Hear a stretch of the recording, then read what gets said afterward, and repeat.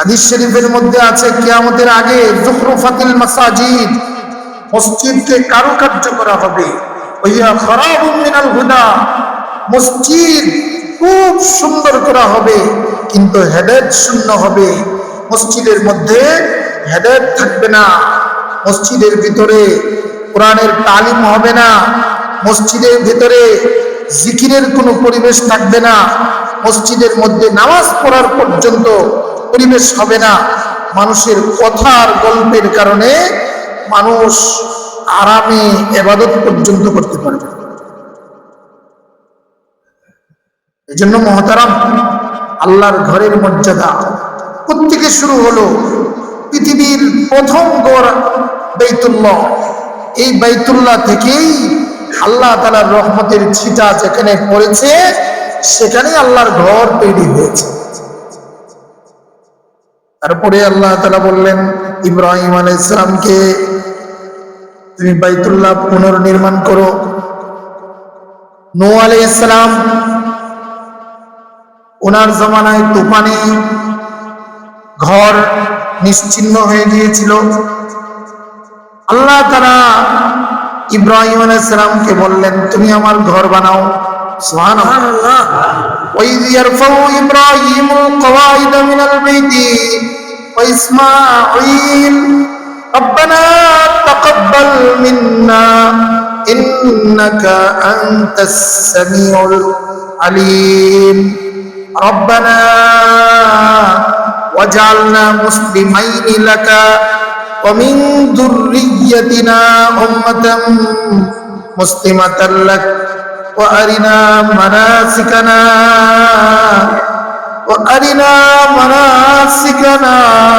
ওয়া তুব আলাইনা ইন্নাকা আনতাত তাওয়াবুর রহিম। আল্লাহ বললেন যে তুমি এখন ঘর বানাও। তো পিতা পুত্র আল্লাহর ঘর বানিয়েছে। এই পৃথিবীর মধ্যে আল্লাহ পাকের ঘর বানানোর চেয়ে বড় ইতিহাস, বড় ঘটনা আর কিছুই হতে পারে না।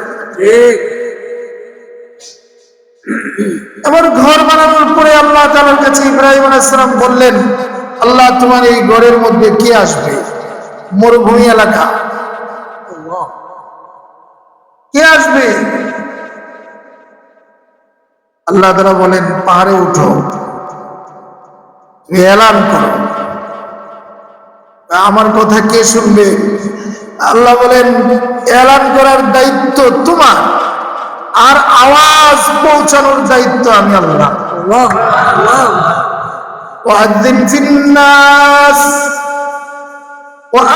ফিন্নাস বিল হজ্জি ইয়াতুকা রিজালাও ওয়া আলা কুল্লি যামিরি ইয়াতিনা মিন কুল্লি ফাজ্জিন আমিক। আমার আল্লাহ তাআলা বলেন, হে ইব্রাহিম, এলান লাগাও। এই এলানের আওয়াজ যার কানে পড়ছে আল্লাহ তাকে চুম্বকের মতো আকর্ষণ করে নিয়ে গেছে। কাউকে আল্লাহ প্রতি বছর নিয়ে যাও, কাউকে আল্লাহ তাআলা বছরে 2-1 বার নিয়ে যাও। কি বলেন? কাউকে জীবনে একবার হলেও ডাক দেয়। আশা আছে কিনা?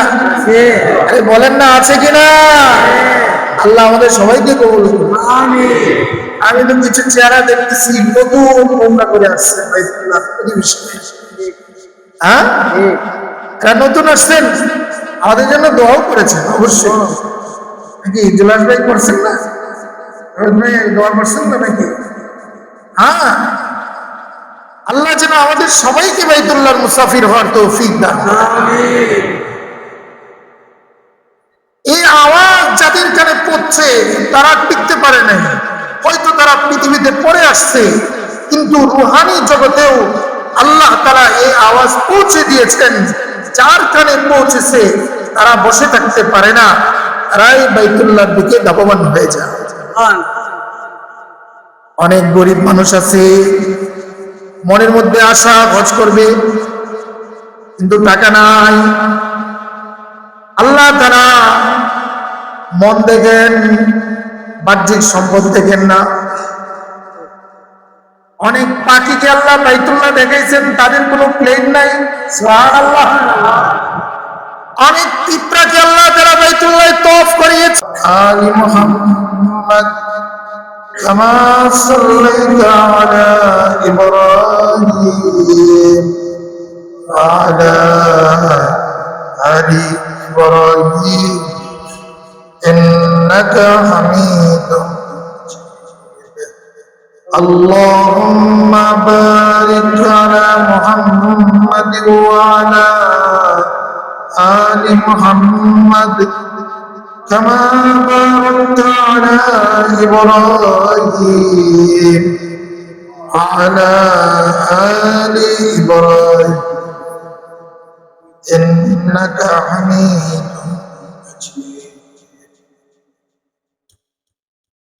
محترم মুআজ্জাজ মুসল্লিয়ান কিরাম, এই পৃথিবীর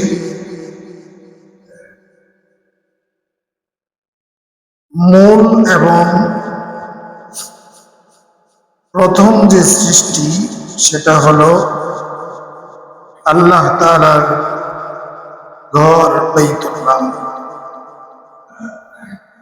আল্লাহ তাআলা প্রথমে পৃথিবীতে পানি সৃষ্টি করেছেন।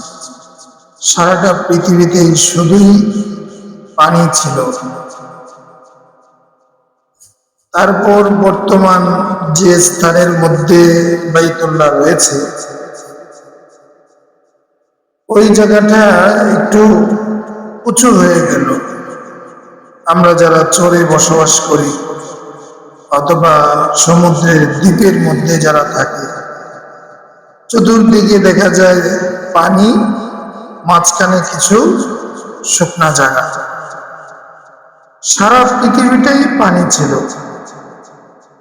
শুধু মাঝখানে একেবারে পৃথিবীর মাঝখান অংশ যেটা, এটার মধ্যে একটু উঁচু হয়ে গেল।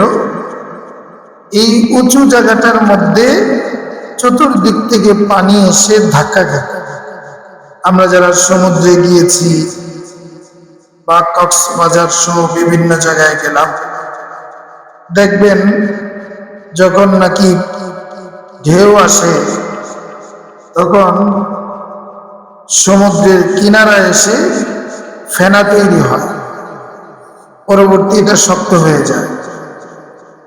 অনুরূপ ভাবে যে অংশটুকু উঁচু হয়েছিল, পানি এসে এই উঁচু জায়গাটার মধ্যে একটু শক্ত পাথরের মতো হয়ে গেল, একটা ইট পরিমাণ জায়গা শক্ত হলো।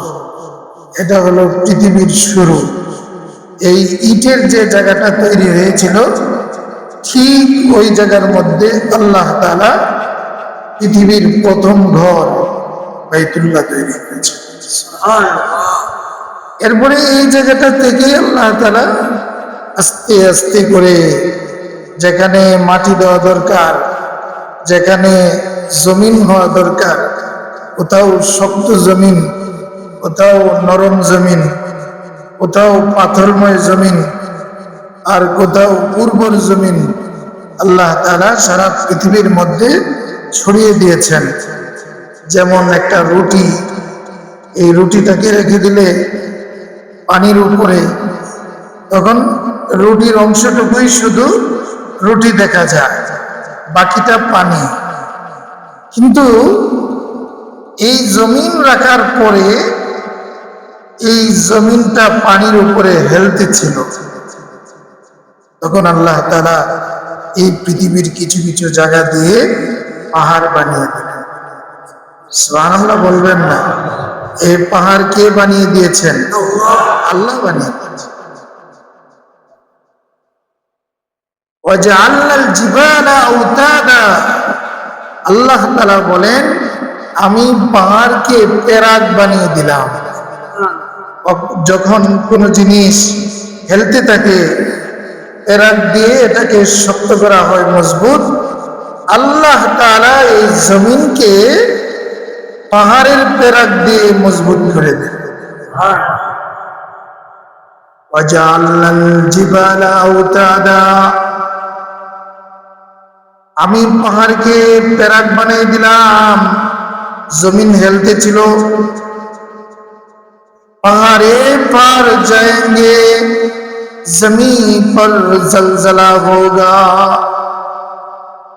पहाड़े पर जाएंगे जमीन पर जलजला होगा, मोहम्मद तख्त पर होगा, अदालत पर खुदा होगा, मोहम्मद तख्त पर होगा, আদালত পর খোদা হোগা। এমন একদিন আসবে যখন এই পাহাড়গুলো তোলার দড়ির মতো উঠতে থাকবে, তখন এই পাহাড়গুলো পাহাড় থাকবে না, এগুলো তোলা হয়ে যাবে। কিন্তু আল্লাহ রাব্বুল আলামিন পৃথিবীর শুরু লগ্ন থেকে আল্লাহ প্রথম যে জায়গাটাকে জমিন বানিয়েছিলেন, সেখানে প্রথম ঘর বানিয়েছেন। এই জন্য জমিনের যত নিচে বাইতুল্লাহর নিচের অংশ, এটাও বাইতুল্লাহ, এবং জমিন থেকে আসমান পর্যন্ত যে অংশটুকু আছে, এটাও বাইতুল্লাহ। আল্লাহ তাআলা কোরআনুল কারীমে বলেন, ইন্না আউওয়ালা বাইতিন উযিয়া লিন-নাস, ইন্না আউওয়ালা বাইতিন উযিয়া লিন-নাস লাল্লাযী বিবাক্কাতা মুবারাকাও ওয়া হুদাল লিল-আলামিন।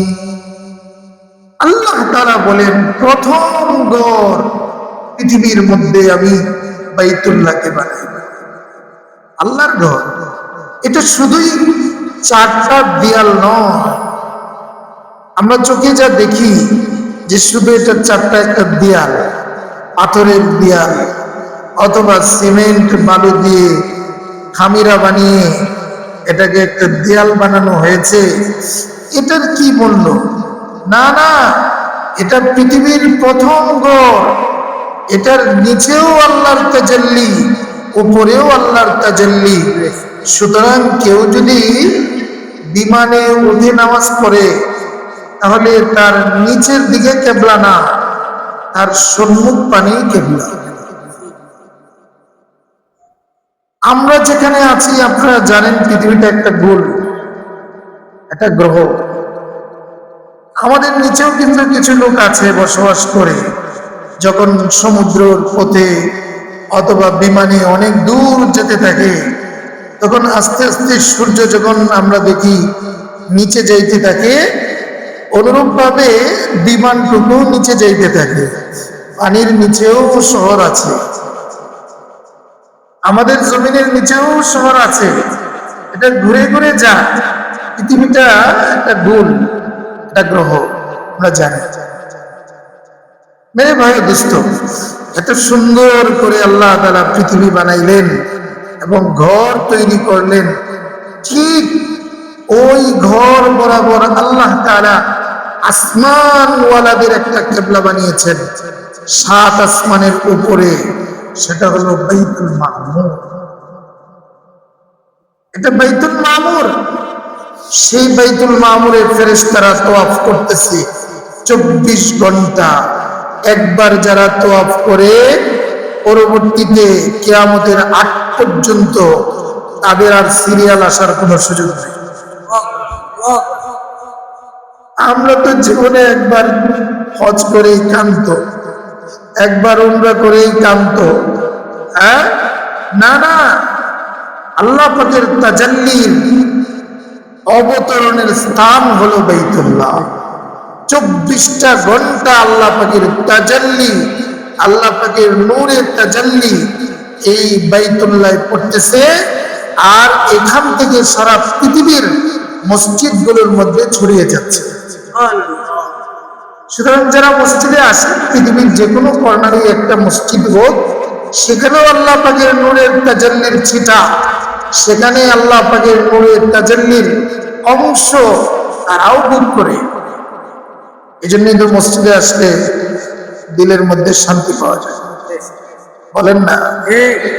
মসজিদ আল্লাহর ঘর, পৃথিবীতে কোথাও শান্তি নাই, আল্লাহর ঘরেই শান্তি পাওয়া যায়, কিন্তু এদের নিজের বিবির কাছেও বেশিক্ষণ থাকা যায় না, ভালো লাগে না।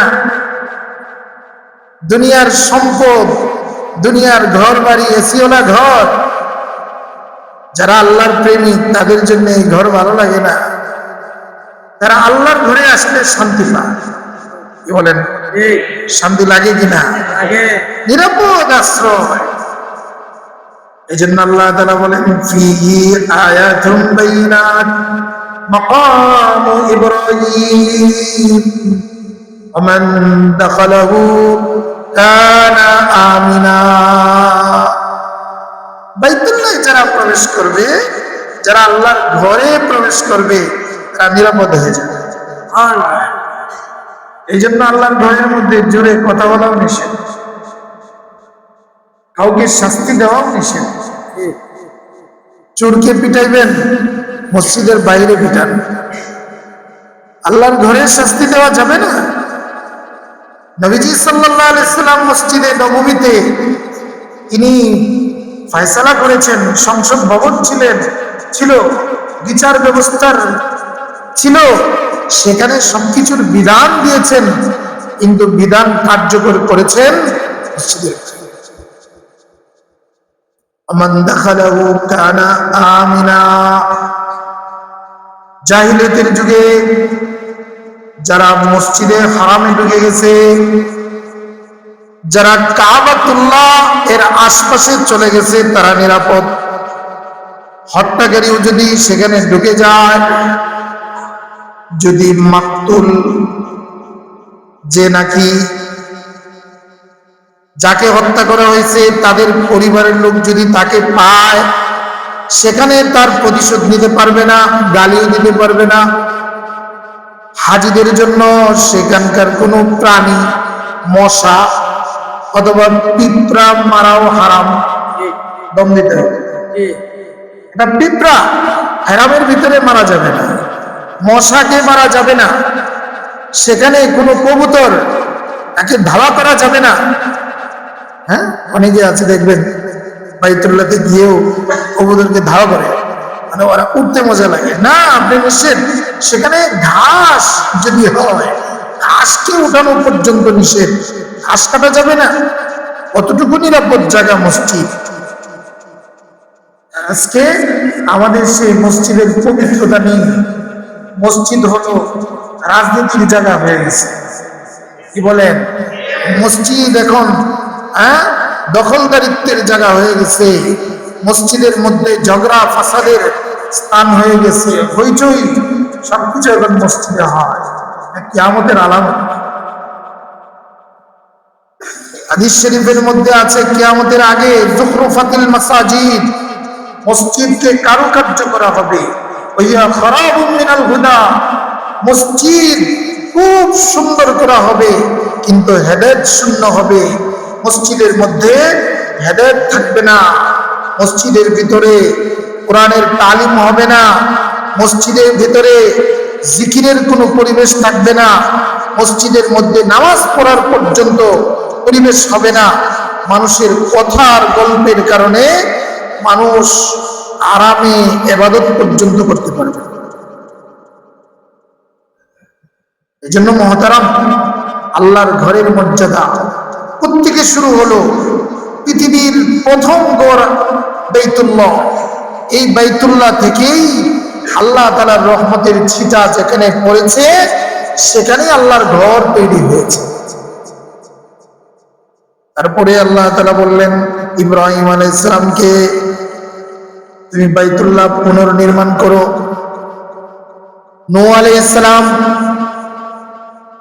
ওনার জমানায় তুফানে ঘর নিশ্চিহ্ন হয়ে গিয়েছিল।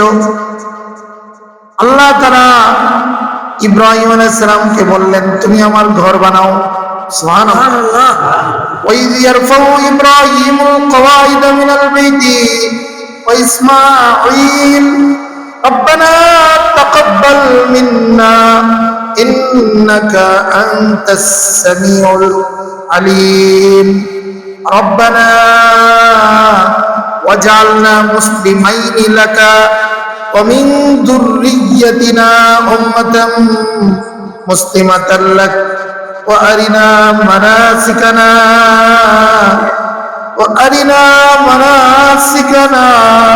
وتب علينا إنك أنت التواب الرحيم আল্লাহ বললেন যে তুমি এখন ঘর বানাও।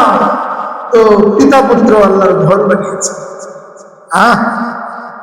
এই পৃথিবীর মধ্যে আল্লাহ পাকের ঘর বানানোর চেয়ে বড় ইতিহাস, বড় ঘটনা আর কিছুই হতে পারে না।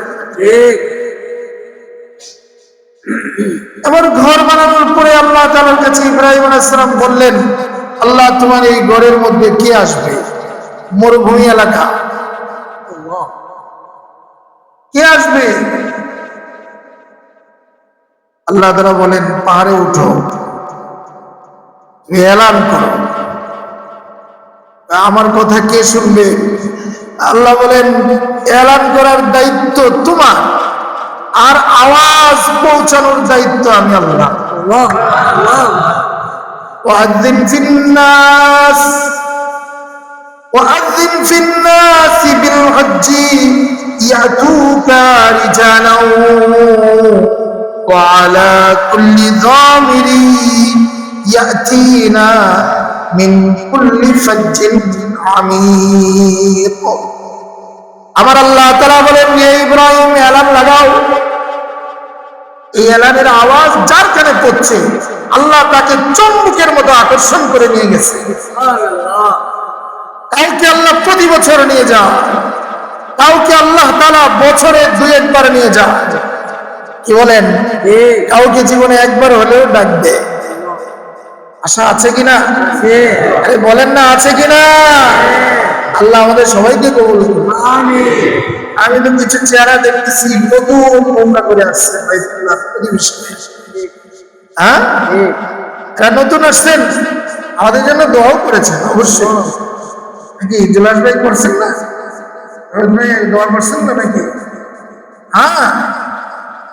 আল্লাহ যেন আমাদের সবাইকে বাইতুল্লাহর মুসাফির হওয়ার তৌফিক দান করেন। এই আওয়াজ যাদের কানে পড়ছে তারা টিকতে পারে নাই, হয়তো তারা পৃথিবীতে পড়ে আসছে, কিন্তু রুহানি জগতেও আল্লাহ তাআলা এই আওয়াজ পৌঁছে দিয়েছেন। যার কানে পৌঁছেছে তারা বসে থাকতে পারে না, তারাই বাইতুল্লাহর দিকে ধাবমান হয়ে যায়। অনেক গরিব মানুষ আছে, মনের মধ্যে আশা হজ করবে, কিন্তু টাকা নাই। আল্লাহ তাআলা মন দেখেন, বাহ্যিক সম্পদ দেখেন না। অনেক পাখিকে আল্লাহ বাইতুল্লাহ দেখাইছেন, তাদের কোনো প্লেন নাই। সুবহানাল্লাহ। অনেক পিঁপড়াকে আল্লাহ তাআলা বাইতুল্লাহ তওয়াফ করিয়েছেন, এই পিঁপড়ার কোনো টাকা পয়সা নাই। আল্লাহ তাআলা অনেক মাখলুককে দেখবেন বাইতুল্লাহর উপরে, অনেক পাখিরা তওয়াফ করতেছে। সুবহানাল্লাহ। এই ঘর তো এমন ঘর, একটা মুহূর্ত তওয়াফ ছাড়া বাকি থাকে না। কিন্তু মানুষ যখন নামাজ পড়ে তখন আল্লাহ তাআলার মাখলুকগুলো, আল্লাহ তাআলার সেই পাখিগুলো বাইতুল্লাহ তওয়াফ করে। সুবহানাল্লাহ। সেই নূরের তাজাল্লি নেওয়ার জন্য। ওয়াযিন ফিন্নাস বিল হজ্জি, আল্লাহ তাআলা ইব্রাহিম আলাইহিস সালামকে বলেন, আপনি হজের এলান করেন। ইয়াতুকা রিজালা, মানুষ হেঁটে হেঁটে আসবে। সুবহানাল্লাহ। অনেক মানুষ আছে, আগে তো এমন প্লেন ছিল না, গাড়ি ছিল না, হেঁটে হজ করত। বছরের শুরু রওনা করছে। এখনো কিছু মানুষ আছে, হয়তো আল্লাহ না করুন, এরা নিজের প্রতিভা প্রকাশের জন্য হোক আর যাই কিছুই হোক, হেঁটে হেঁটে লম্বা সফর করে বাইতুল্লাহ হজ করতে চলে যায়। নিয়ত জরুরি। নিয়তুল মুমিন খায়রুম মিন আমালিহি। হাদিস শরীফের মধ্যে আছে, মুমিনের নিয়ত আমলের চেয়ে উত্তম। আমি আপনি নিয়ত করি যে আল্লাহ, নিয়ত করলাম তোমার বাইতুল্লাহ জিয়ারত না করে যেন আমার মৃত্যু না হয়, আমি যে কোনো মূল্যে তোমার ঘরে হাজিরা দিবই। ইনশাআল্লাহ তো আসতে হলো কার নিয়ে তো হাতটা দেখেন আল্লাহ আমাদের সবাইকে করুন আল্লাহ পাক টান দিলে যেতে পারবো তৌফিক দিলে যেতে পারবো আর টান না দিলে লক্ষ কোটি টাকার মালিক হয়েও বাইতুল্লাহ জিয়ারত করা সম্ভব। আমি জানি অনেক রিক্সাওয়ালা উনি রিক্সা পেয়ে এবং এমনকি ঝালমুড়ি বিক্রয় করে সেও উমরা করে চলে আসছে হজ করে চলে আসছে। ইন্নাল্লাহ লা ইয়ানজুরু ইলা সুওয়ারিকুম ওয়ালা ইলা আমালিকুম ওয়ালাকিন ইয়ানজুরু ইলা কুলুবিকুম। আল্লাহ যারা তোমাদের সুরত দেখেন না কে সুন্দর আর কে কালো। আরে বেলালে হাবশী উনি সুন্দর ছিলেন না কিন্তু এত কালো ছিলেন, আল্লাহর কাছে প্রিয় ছিলেন। বেলালে হাবশী মদিনা মুনাওয়ারা মসজিদে নববীতে আল্লাহু আকবার আল্লাহু আকবার, মসজিদে নববীতে আল্লাহু আকবারের ধ্বনি না হইলে সূর্য ওঠে না, ফজর হয় না। কালো ছিলেন, হাবশী গোলাম ছিলেন, কিন্তু আল্লাহর বড় প্রিয় ছিলেন। মেরাজের রজনীতে আল্লাহর হাবিব সাল্লাল্লাহু আলাইহি সাল্লাম জান্নাতে হাঁটেন, জান্নাতে হাঁটেন আর দেখেন কে যেন জান্নাতে নবীজির সামনে দিয়ে হাঁটতেছে। ফেরেশতাকে জিজ্ঞেস করলেন কে হাঁটে? জিবরিল। জিবরিল আমিন বলেন আল্লাহ রাসূল আপনার প্রিয় সাহাবী মুয়াজ্জিনে মসজিদে নববী হযরত বেলাল হাঁটতেছে। বেলালকে জিজ্ঞেস করলেন আসার পরে বেলাল আমি তোমাকে জান্নাতে আমার সামনে হাঁটতে দেখছি, বলো তুমি কোন আমল করো যে আমলের বরকতে আল্লাহ নবীর আগে জান্নাতে হাঁটার ব্যবস্থা করে দিয়েছিল? কোন আমল করো আমাকে একটু বলো। হযরত বেলাল বলেন ইয়া রাসূলুল্লাহ আমার তো তেমন কোনো আমল নাই, একটা আমল করি যখনই ওযু করি 2 রাকাত নামাজ পড়ে নেই। সুবহানাল্লাহ। যখনই মসজিদে ঢুকি 2 রাকাত মসজিদুস সালাতুত তাহিয়াতুল মসজিদ, 2 রাকাত নামাজ না পড়ে মসজিদে বসি না, মসজিদের হক আদায় করি। এটা আল্লাহর ঘর। ইন্না আউওয়ালা বাইতিন উযিয়া লিন-নাস লাল্লাযী বিবাক্কাতা মুবারাকাও ওয়া হুদাল লিল-আলামিন। এটা বরকতের ঘর, বরকত। এইজন্য ওযুর পরে একটা দোয়া আছে আল্লাহুম্মা গফিরলি যামবি ওয়া ওয়াসসি'লি ফি দারি। ওযুর মাঝে মাঝে এই দোয়া পড়তে হয় আল্লাহুম্মা গফিরলি যামবি ওয়া ওয়াসসি'লি ফি দারি ওয়া বারিক লি ফি রিজকি। বলেন আল্লাহুম্মা গফিরলি যামবি ওয়া ওয়াসসি'লি ফি দারি ওয়া বারিক লি ফি রিজকি। কি অর্থ? ইয়া আল্লাহ আমার গুনাহ মাফ করে দাও। আখিরাতের ব্যবস্থা হয়ে গেল, এবার দুনিয়ার কিছু চাইলেন। ওয়াসসি'লি ফি দারি আমার ঘরটা বড় করে দাও। ঘর বড় হওয়া দুনিয়ার মধ্যে এটা একজন মুমিনের সফলতা সৌভাগ্যের আলামত। নবীজি সাল্লাল্লাহু আলাইহি ওয়াসাল্লাম এক হাদিসের মধ্যে বলছেন মিন সাআদাতিল মুসলিম, মুসলমান একজন মুমিন তার সাআদত তার সৌভাগ্যের লক্ষণ হলো যে তার একটা ঘর হবে দারুন ওয়াসিউন, বড় একটা ঘর হবে। আরেকটা কি হবে? জারুন সালিহুন, একজন নেককার প্রতিবেশী থাকবে। আরেকটা হলো মারকাবুন হানিয়ুন, অর্থাৎ চলার জন্য একটা উত্তম সওয়ারি থাকবে। সুবহানাল্লাহ বলবেন না? কেন বললেন? আল্লাহ রাব্বুল আলামিন বলেন, আল্লাহর হাবিবের মাধ্যমে বলেছেন যে একজন মুমিনের সাআদত হলো দারুন ওয়াসিউন, দুনিয়ার জগতের মধ্যে একটা বড় ঘর থাকবে। এই জন্য নিজের থাকার, নিজের পরিবারকে নিয়ে থাকার জন্য একটা বড় ঘর তৈরি করা, এটাও সাআদত, এটা অন্যায় নয়, বরং এটাও সৌভাগ্য। যেন নিজের মেয়ের জামাই, নিজের ছেলের বিবি, তারা যেন স্বাচ্ছন্দ্যে ঘরে পর্দার পরিবেশ রক্ষা করে তারাও যেন চলাচল করতে পারে, একটা বড় ঘর তৈরি করা, এটাও সাআদত। আর জারুন সালিহুন, একজন নেককার প্রতিবেশী, নেককার প্রতিবেশী, বন্ধু নেককার হওয়া চাই, প্রতিবেশী নেককার হওয়া চাই, এমন জায়গায় ঘর তৈরি করা চাই যে বাড়ির আশপাশে নেককার মানুষ আছে। মসজিদের আশপাশে থাকা চাই, আজান হলে যেন মসজিদে এসে নামাজ পড়া চাই।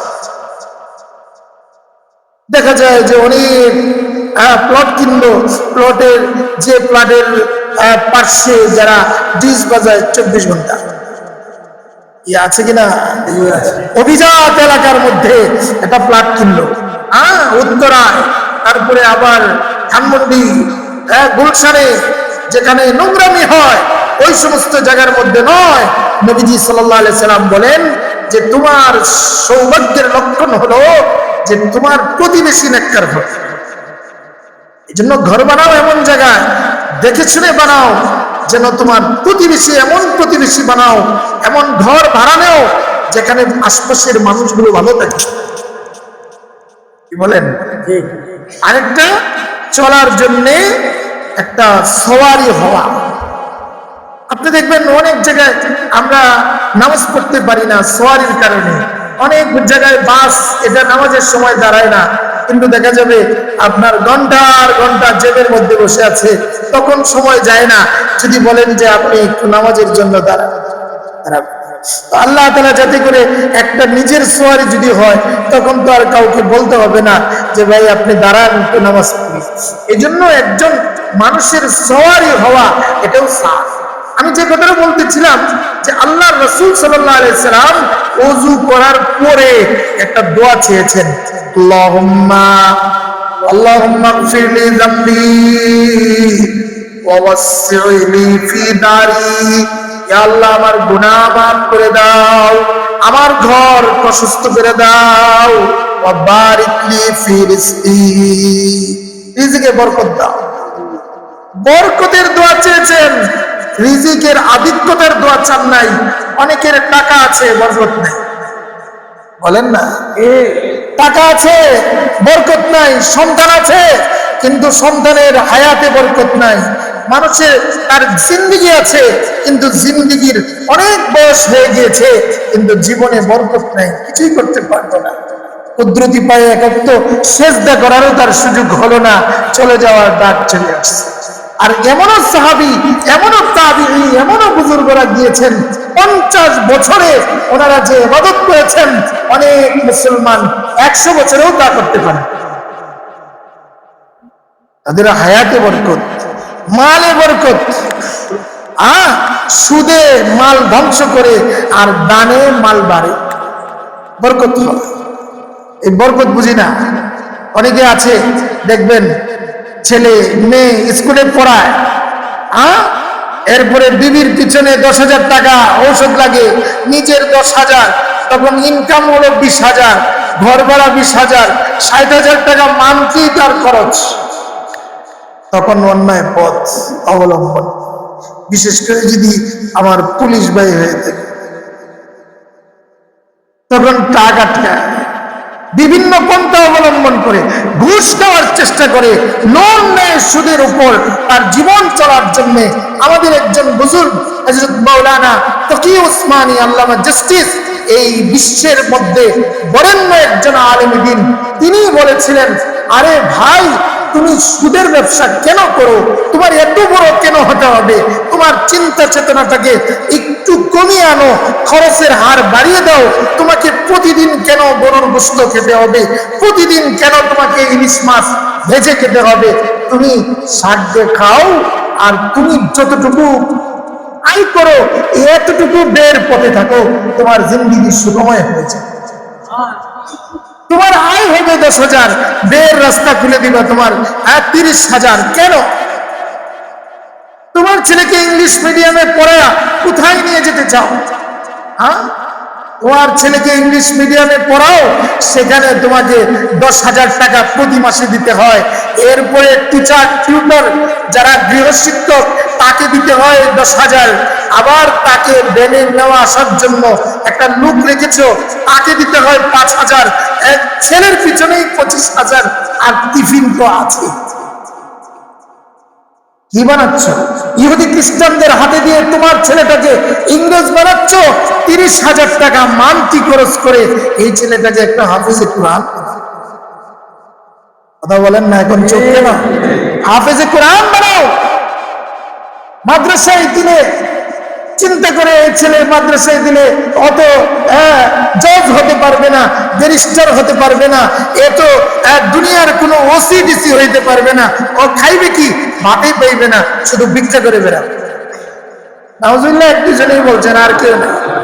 মাদ্রাসার যারা পড়ে এরা শুধু ভিক্ষাই করে, আপনাদের হক আদায় করে। এমন এক সময় আসবে যাকাত নিয়ে বের হবেন, যাকাত দেওয়ার কোনো জায়গা পাবেন না, কেউ যাকাত নেবে না। আপনি দান করবেন, দান করার মতন নেওয়ার মতো আপনি দান নেওয়ার মতন কোনো লোক পাবেন না। এমন এক সময় আসবে প্রাচুর্যের পাহাড় আল্লাহ খুলে দিবেন। কতটুকু মণিমুক্তা দরকার, স্বর্ণ আপনার কতটুকু দরকার, কোটি কোটি টাকার মালিক আপনি হয়ে যাবেন, সবকিছুই পাবেন, শান্তি। আজকে মানুষের এটাই দর্শন, এটাই তার চিন্তা চেতনা, ফলসফা। ইংরেজরা আমাদের হৃদয়ের মধ্যে, আমাদের চিন্তা চেতনার ভিতরে এটা ঢুকিয়ে দিয়ে গেছে। ইংরেজ বানাও, একটা চাকরি করো, পেট পালো। এই দুনিয়াটা পেট পালার জন্য নয়, দুনিয়াটা হলো মজরাতুল আখিরা, আখিরাতের প্রস্তুতির জন্য আমাকে আল্লাহ তাআলা এই দুনিয়াতে পাঠিয়েছে। কি করলেন সন্তানকে? আপনি তো তাকে ইংরেজ বানায় দুনিয়ার থেকে চলে গেলেন। ও তো ওযুর ফরজ জানে না, ও জানাজার ফরজ জানে না, জানাজা যে রুকু সিজদা নাই এটাও জানে না। বিদেশে পড়ুয়া এক লোক আসছে বাপের জানাজা বাংলাদেশে পড়তে, তখন এক ক্ষেতের মধ্যে জানাজা, নিচে ভিজা। বলল যে ইমাম সাহেব এখানে জানাজা কিভাবে হবে, রুকু সিজদা কিভাবে করবে? বুঝতেছেন? ডিগ্রি নিয়ে আসতো। আফসোস, আমার আপনার সন্তানের জন্য একটা ছেলেকে আলেম বানালেন না, দ্বীন শিখালেন না। আমি এই কথা বলি না যে আলেম বানানো ফরজ, কিন্তু মুসলমান বানানো ফরজ। আপনি তাকে ঈমান শিখাইলেন না, আপনি ওযু শিখাইলেন না, আপনি তাকে কোরআনটা শিখাইলেন না, আপনি তাকে দ্বীন শিখান। আপনার মুসলমান হিসাবে আর কি দায়িত্ব কর্তব্য এগুলো আপনি শিক্ষা দিলেন না। আপনি শুধুই ইংলিশ মিডিয়ামে পড়ায়া তাকে আপনি বড় বানাবেন কেন? এই সমস্ত মাদ্রাসাগুলির মধ্যে শুধু খালি ফকিরের ছেলেরাই পড়ে? আলহামদুলিল্লাহ, আল্লাহ পাকের শুকর, এখন অনেকের ভিতরে দিনের চেতনা আসছে যে না না, আমার 4টা ছেলে, 4টাকে আমি দিন শিখাবো। আমার জানা মতে আপনারাও চিনলেন এই কি বলে এটাকে, ইঞ্জিনিয়ার যে বিশ্ববিদ্যালয় আছে এটার নাম কি, বুয়েটের মধ্যে আপনার একজন প্রফেসর ছিলেন, একজন বুজুর্গ প্রফেসর হামিদুর রহমান রাহিমাহুল্লাহ। আল্লাহ তাআলা ওনার জান্নাতের আলা মাকাম দান করেন। উনি হাফিজি হুজুরের খলিফা ছিলেন, একান্ত সাথী ছিলেন। ওনার সেই মেহনতের বরকত, সুহবতের বরকতে ওনার একটা ছেলেকেও জেনারেল লাইনে পড়ান নাই, প্রত্যেকটাকে আলেম বানিয়েছেন, মুফতি বানিয়েছেন, হাফেজ বানিয়েছেন। এখন ওনার সন্তান নাতি নাতর 100-এর উপরে হবে যারা দ্বীনি লাইনে। আপনার বংশের মধ্যে একটা নাই কেন? ছেলেগুলোকে কি করতেছেন? মেয়েগুলোকে কোথায় দিচ্ছেন? ওই ইংরেজদের হাতে তুলে দিলেন, আপনার মেয়ের সতীত্ব নষ্ট করে দিয়েছে, আপনার জানা নাই। আপনার মেয়ের বয়ফ্রেন্ড আছে একাধিক, তার সাথে যোগাযোগ করে রাত্রে কোথায় অবস্থান করে, বান্ধবীর বাসায় গিয়ে রাত কাটায় না বয়ফ্রেন্ডের সাথে পার্কে ঘোরাফেরা করে হোটেলের সময় দেয়, আপনার জানা নাই। আপনার জন্য দায়ী সন্তান জাহান্নামে গেলে আগে বলবে রব্বি আরিনাল্লাযীনা আযাল্লানা মিনাল জিন্নি ওয়াল ইনসি নাজআলহুমা তাহতা আকদামিনা লিয়াকুনা মিনাল আসফালিন। আল্লাহ, ওই মা বাপকে আমার সামনে আনো যে মা বাপের কারণে আমি দ্বীন শিখতে পারি নাই, তোমাকে চিনে নাই, তোমার হাবিবকে চিনে নাই, কোরআন শিখতে পারি নাই, নবীর আদর্শকে শিখতে পারি নাই। আনো, আমি